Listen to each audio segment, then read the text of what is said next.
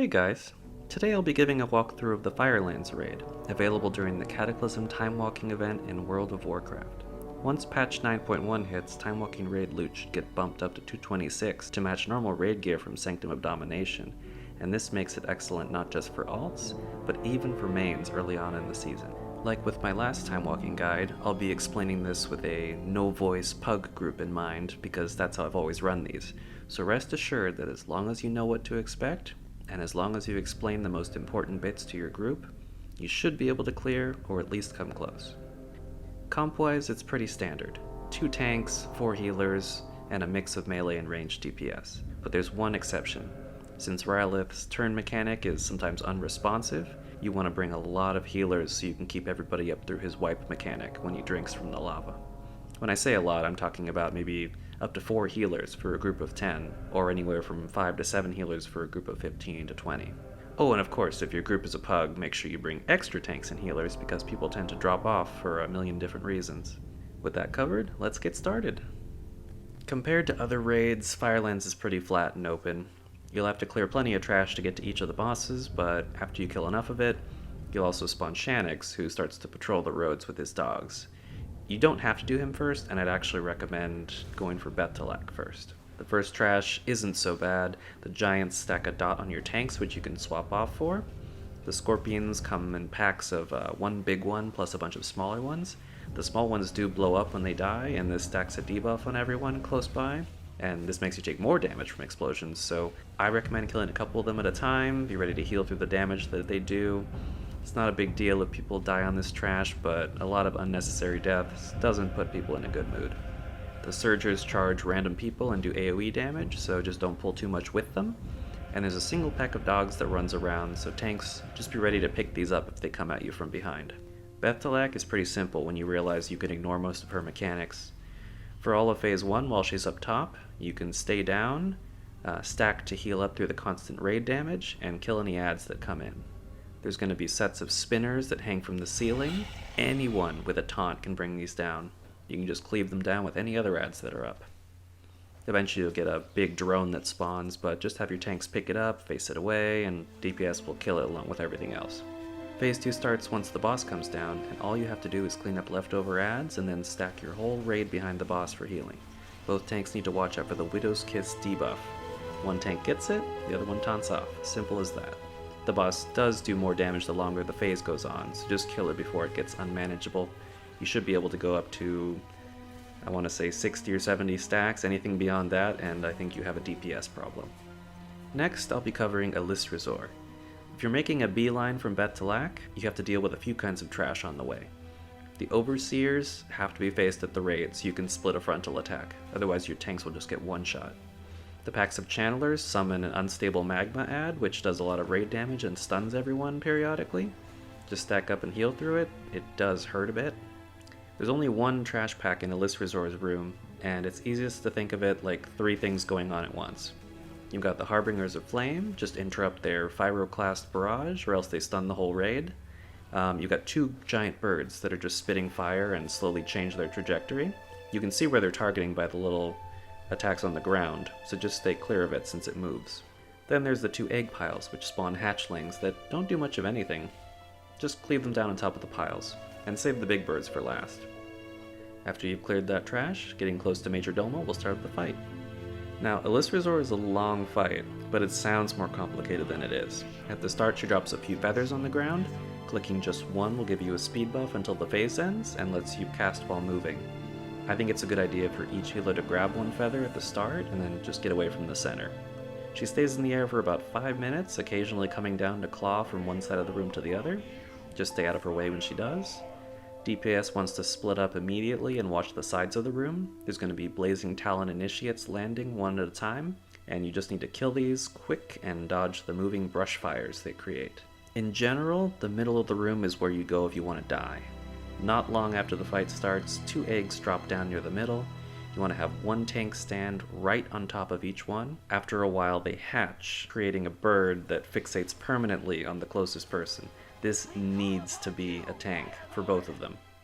The fixate makes their target do 1000% of normal damage, so tanks need to do as much DPS as possible so their birds are close to dead when the next phase comes. But that's not a tank's only job. Throughout the phase, small worms are going to burst out of the ground and start to breathe fire and rotate. Make sure you dodge this. You can drag a bird on top of a worm for a second, and it'll eat them.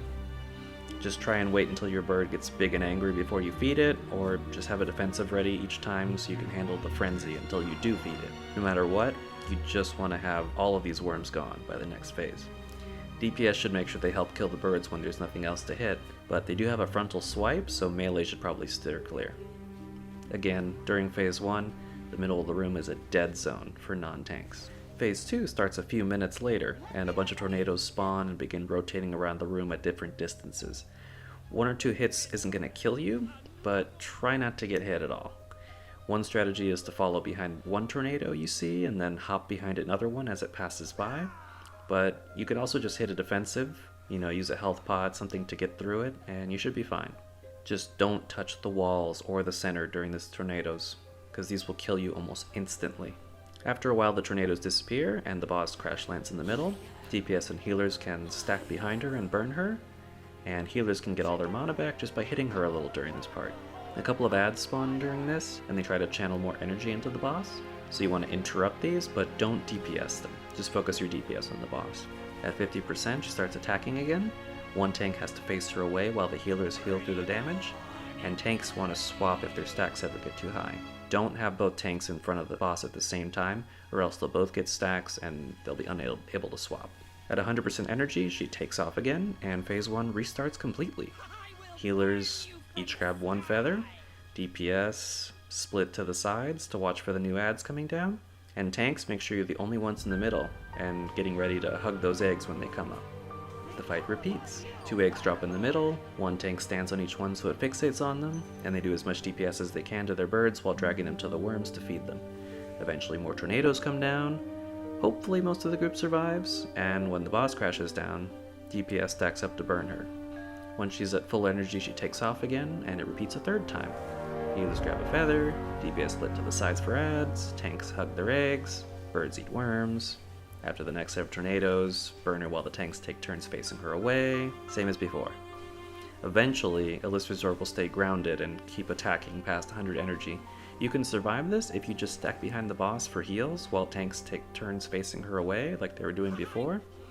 As long as only 1 tank is taking the frontal and getting stacks at a time, you should be able to keep balancing and refreshing stacks and keep the raid up through the ongoing raid damage. Next is probably the worst boss, for a few reasons. Just like the boss, the trash leading up to Rhyolith is a bit broken, but that's more of an issue of it being overtuned and having too much health. You want to run to the top of the hill as a group, pop hero, and kill Kar the Everburning before you wipe. Ignore the ads, you'll have to kill him before he kills everyone. The issue is that even if you survive, he creates lava spawns that multiply, and if you can't kill them in time, which you almost definitely won't, they will multiply out of control, and it might take them a while to kill you, but they will. After you wipe, tell your group to wait before releasing. Just wait until all the lava spawns have despawned before you run back. This should take 1 to 2 minutes. If you do release, that's fine, just don't run back until they're gone. Finally, we're at Rhyolith. This one's a huge pain in the ass because it doesn't work properly, but if your healers can cheese it and the DPS can prioritize, you should be mostly fine. The basic concept of the fight is this. Rhyolith starts with 80 stacks of armor, so he takes 80% less damage.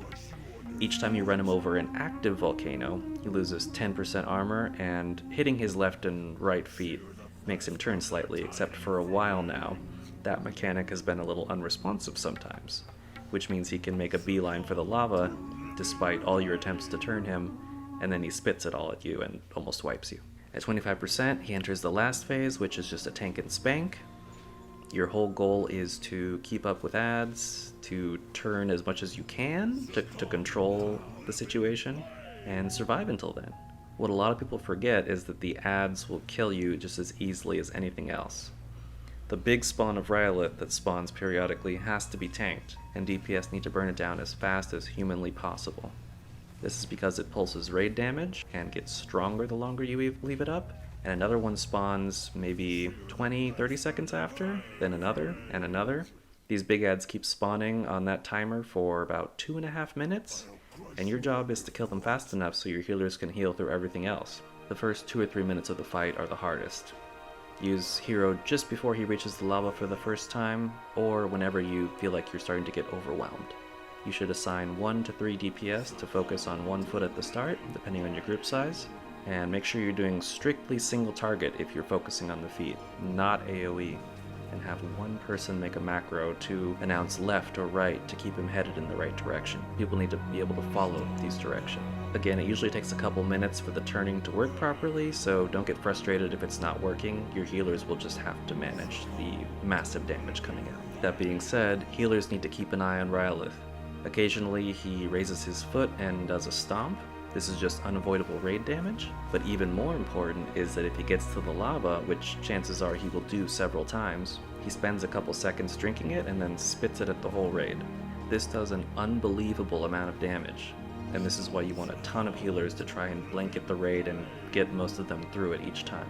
You'll probably have to deal with this 3, 4, even 5 times if you do it right. DPS should be doing everything they can to keep themselves alive during this, but it's mostly a healer game. Again, the drivers should be trying to lead the bosses into active volcanoes. These are the ones actually spitting out fire at random people. It's pretty obvious which ones they are. He gets easier to steer once he's lost armor and taking more damage, so just keep that in mind so you don't oversteer later on. Whenever he crushes a volcano, he leaves behind a hole full of lava. Don't stand in the hole, but also avoid the lava lines that shoot out from them occasionally, and keep pushing the boss. Once the ad stops spawning after, I think I said 2.5 minutes, the rest of your raid can start helping steer, but just make sure you're following whoever's making the calls and not just blindly AoEing. At 25%, he finally loses his armor and becomes a tank and spank. Depending on how long it takes you to get to this phase, he might have an extra damage buff, so just be ready to heal through a lot of damage. Next up is Baleroc. This one is refreshingly simple. One tank holds the boss most of the time, gaining stacks of Blaze of Glory that increases their health so they can survive Baleroc's damage getting bigger over time. You don't swap for this. What you do swap for is Decimation Blade. You want your off-tank to taunt as soon as you see him cast Decimation Blade, and this makes him swing slow for a few seconds, but every time he does, he hits for 90% of the tank's health. Healers need to heal the tank up fast between swings, which will be maybe 2 or 3 seconds apart, and the main tank needs to taunt back as soon as Decimation Blade is over, which is usually after 3 or 4 swings. DPS has a simple job. Baleroc spawns 2 shards of torment at a time. These are purple crystals, and each one channels a beam into the closest player, or just starts blowing up and wipes you if nobody's nearby. The torment beam does damage every second and increases with each tick. If it's starting to kill you, just get away from it so it jumps onto someone else. Easy.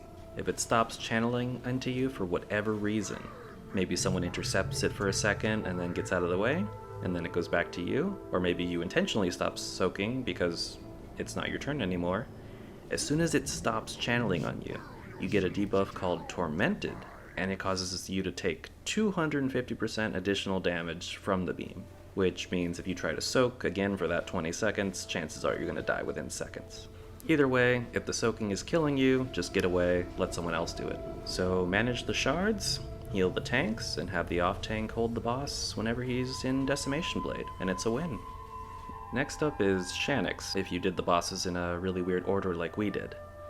If you did Alysrazor before Shannox, you actually have the added benefit of being able to use her room to fight them in. The only benefit is that you can see everything on the floor more easily, but that's still a good reason to do it. One tank holds Shannox, one tank holds Riplim, and when your bleed stacks from either mob is getting high, you want to taunt off of each other and trade targets. Keep Riplim 20, maybe 30 yards away from the boss and the raid, and drag him out whenever he fetches a spear and brings it to Shannox. If you're tanking Riplim, just watch out for when Shannox throws that spear, and get out of the targeted area. If you're tanking Shannox, try and keep him faced away from the melee because he has a small cleave, which isn't that deadly, but still, you don't want to heal through it. Both tanks and the whole raid need to always watch out for traps under their feet. Immolation traps leave a dot on you and make you take more damage from everything else, while Crystal Prison traps freeze you until other people break you out, which can take a while. Both are bad, so just watch your feet. Rage Phase doesn't need to be tanked, but DPS should focus on him first. He fixates and jumps on random people, but you can usually just heal through this. Once Rage Phase dies, Shannox gets a small buff and starts hitting harder, but it's nothing too intense. This is where you have to start paying a little more attention. You want to split your DPS between Shannox and Riplim once they're the last two alive.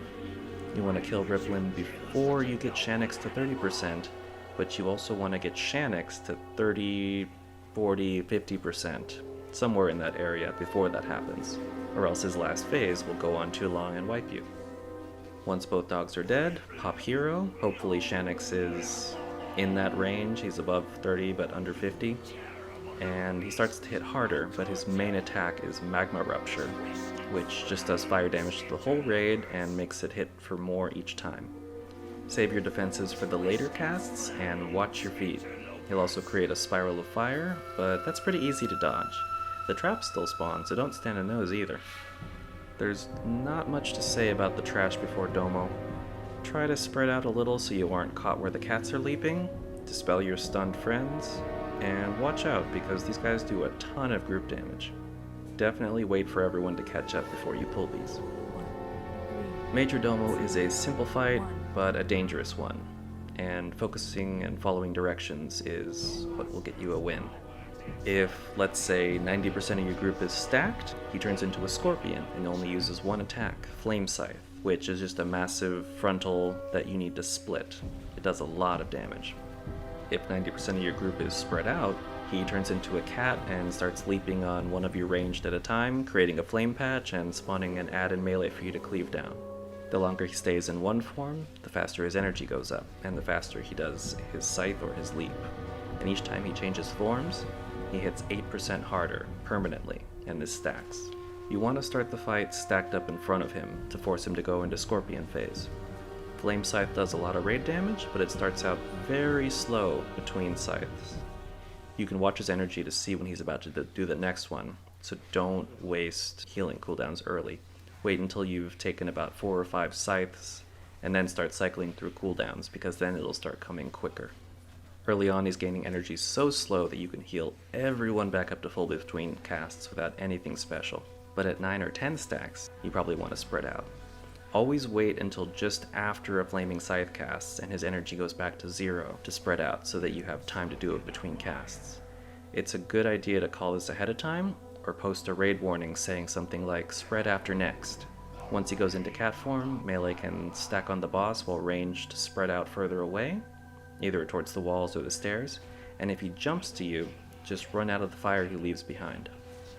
I recommend stacking up again after he does 4, maybe 5 leaps.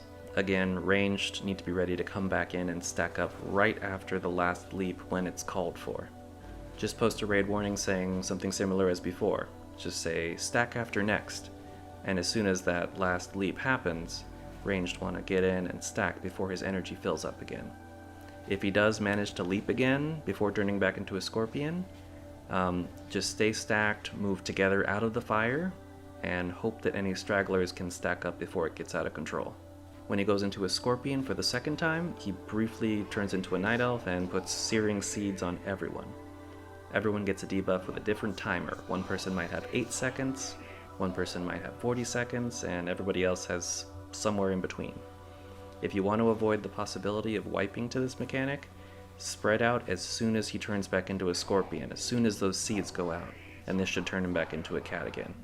This makes it so that he goes back into his leap phase, where everybody's spread out. Melee will still need to run 12 yards away when their seed is about to go off, but ranged and healers will already be spread out for that cat phase, so you won't have to worry about balancing stacking with losing your seeds.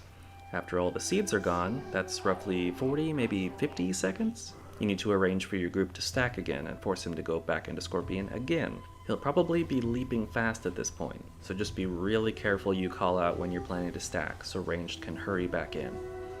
And if he leaps again while you're trying to stack, again just move together and get out of the fire. Hope that he turns forms before it gets out of control. Once you're back in Scorpion phase again, stack in front to split the scythe. This time it's going to be dealing a lot more damage, but don't panic. His energy will still be going up slow for the first few scythes. You'll probably only be able to stay in this phase for 4 or 5 scythes, which is half as many as the first time you did it. That means if you have healing cooldowns, you'll be using them as early as the 2nd or 3rd scythe. After the 4th or 5th scythe, or whenever you call for it depending on what healers can handle, you want to spread again, and at this point he'll spawn flame orbs, and these start to lash fire at people close by. Now it's a DPS race.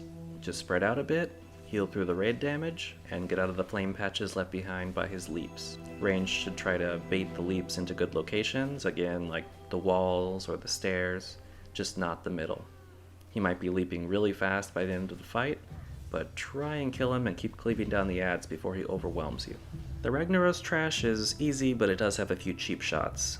For the lava wielder, make sure everyone's close to his pull range before you grab it, because a wall comes up at both ends of his bridge, and if you're not careful, you'll end up with just 3 people stuck inside. Otherwise, just get out of the lava when it appears. It engulfs one section of the bridge at a time. For the last trash pack, which is 2 lava worms, put a tank on each worm and make sure you run to their new locations whenever they burrow and relocate. Watch out for the fire swirls under your feet, because they will toss you up into the sky and then into the lava, and that's death. Now there's a lot going on in the Ragnaros fight, but compartmentalizing things helps.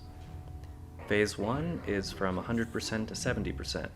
You want to dodge his hammer smash and watch out for the waves that come out of it. They always come out from the same 3 angles from each smash point, and they do a massive dot on anyone who gets hit. You can dispel this or heal through it, but just avoid it. He spawns magma traps one at a time, and if you step on one of these, it shoots you high in the air and you will die from fall damage. Anyone with blink, glide, and immunity or something similar can soak these, but keep in mind they do raid damage whenever you soak them, so at least wait until everyone's topped off. He also knocks everyone back occasionally, so don't hang out right in front of a trap, or he'll toss you right back into it. Throughout the fight, you'll want to have your tanks taunt swap for a stacking debuff. I would say around 5 or 6 stacks is healthy, but it really depends on how squishy your tanks are. Also, a tank needs to be in melee range at all times, or else he'll start swinging at random people or nuking people from far. At 70%, he brings his hammer down on a random spot and spawns 8 Sons of Flame that run towards it. If more than one of these makes it to the hammer, it's probably a wipe, because each one causes a giant explosion. Everyone needs to spread to the spotlights that the suns spawn from. You can use stuns, knockbacks, and more, but you have to make sure they all die before they get to the hammer. They don't have a lot of health, so healers and tanks can help out a bit, but just be especially careful of the ones that spawn right next to the hammer when it comes out. If you're having trouble killing them all, you might need to assign people to be left or right of the hammer, but hopefully it won't come to that. After the first intermission in Phase 2, which lasts from 70 to 40%, he does his hammer smash and spawns waves that you still have to dodge. He still does his stacking tank debuff that you want to have tanks swap off for, but he doesn't make traps anymore or do his knockback. Instead, he drops molten seeds on everyone, and these explode a few seconds later, and these seeds do more damage the closer you are when they go off. So the easy way to deal with this is to start out Phase 2 with everyone on the left third of the room. When the seeds fall, everyone wants to run to the opposite side of the room and get there before they hatch. When they hatch, they explode and spawn into adds that you can just AoE down. They don't have to be tanked. About a minute after the first seeds, a second set of seeds lands on everyone. Again, everyone runs to the opposite side of the room and kills the adds when they spawn. You'll stay spread out every time you get to a new side until the next set of seeds, and you probably will get 3 sets, unless your DPS is really high or really low. You want to watch out for engulfing flames, which engulfs a random third of the platform. Just get out of it. It's either the closest third, the middle third, or the farthest third. It's very obvious when it comes up. Now with this phase, there's a catch. You want to watch the boss's health and stop DPS if another set of seeds is about to come out right before you hit 40%. You'll definitely wipe if you time this badly. In most cases, you can just stop DPS at 45% and then wait for that third set of seeds, run to the opposite side of the room as usual, and kill the adds when they come out, then push the boss to 40%. The second intermission at 40% is the same as the first, but he also spawns 2 big adds called Lava Scions, which each of your tanks need to pick up. One spawns in the southwest part of the platform, one from the southeast. These adds are not the priority. You still want to focus on Sons of Flame and make sure they die before getting to the hammer. just like before. Remember your stuns and knockbacks, and kill those stuns fast. After they're dead, you want to have your tanks bring those big adds to the boss so they can be cleaved down, and so that they can tank the boss while doing so. In the last phase, which lasts from 40% to 10%, the boss still does his smash, still spawns those lava waves, and engulfs a random third of the platform in fire, so watch out for that. Your entire raid can spread out for the whole last phase. This is when you want to hit hero, and your goal is to get to 10% before you get overwhelmed. What's probably going to overwhelm you is that he spawns a meteor after about a minute, and then additional ones later on. Each time a meteor spawns, it fixates on someone. It will kill pretty much anyone it runs into or over, so just kite them. Most attacks will knock it back and force it to fixate someone new, but they can only be knocked back every few seconds. And be careful, because you can actually knock a meteor right on top of someone. You'll probably end up with 2 or 3 meteors by the end. Just focus on kiting them if you have to, and don't take any chances. And that's the fight. As I did with the Older War guide, I'll try and boil this down with a quick recap. Beth'tilac, everyone stay down. Anyone who can taunt needs to taunt down the hanging spiders. And stack up your whole group for phase 2 and have the tanks swap for Widow's Kiss. Alysrazor. This one's a very long fight, split up into 5-minute chunks. DPS focus on the caster adds, tanks hug the eggs when they hatch, drag the birds to the worms, and try to kill your own birds ASAP. When she crash lands, DPS burn her and interrupt adds while tanks take turns facing the boss away. Rinse and repeat all of this 3 to 4 times. Rhyolith trash.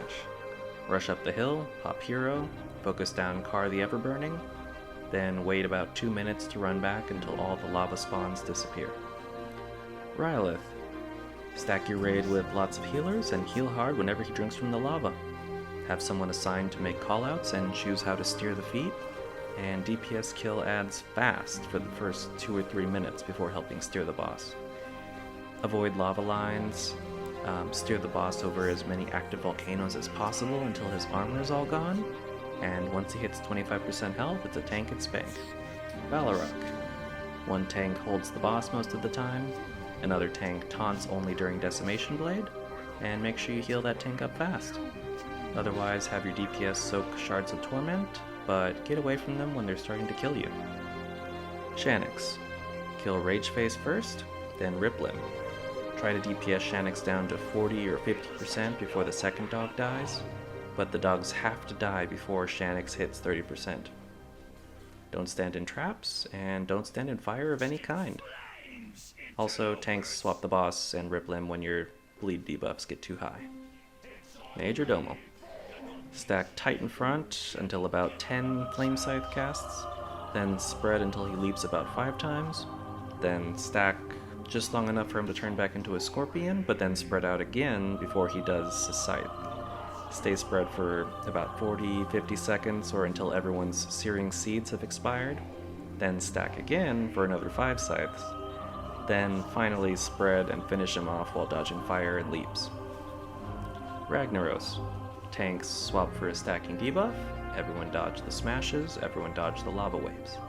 Phase 1 from 100 to 70, have people with blinks, glides, or immunities soak the magma traps. Watch out for the occasional knockback so you don't get tossed off the side or into a trap. At 70%, you get the first intermission. Use your stuns, knockbacks, and DPS to kill Sons of Flame before they reach the hammer. Phase 2 from 70 to 40, you want to start on one side of the room, and once the seeds fall, you want to run to the opposite side, let the adds come to you, and AoE them down. And then when the next set of seeds comes out, you run to the opposite side of the room, and so on. Make sure you don't push the boss to 40% until after the third set of seeds, so you don't get all those adds at once. 40% is your second intermission. Tanks pick up the big lava scions, but DPS continue to focus on the Sons of Flame. Again, use your stuns and your knockbacks and just kill them before they reach the hammer. Phase 3 from 40 to 10 is kite the meteors, knock them back by hitting them, but not too often, and don't knock them into your friends. Keep avoiding smash, keep avoiding the waves, and keep avoiding the engulfing flames, which engulf a random third of the platform at a time. And at 10%, you win. Hopefully this is an effective guide for anyone hoping to get into Firelands Timewalking. It's definitely the hardest of the 3 Timewalking raids, so if it's your first, don't be disappointed if it gives you trouble. Until then, this has been Luno. Thanks for watching, and have a good one.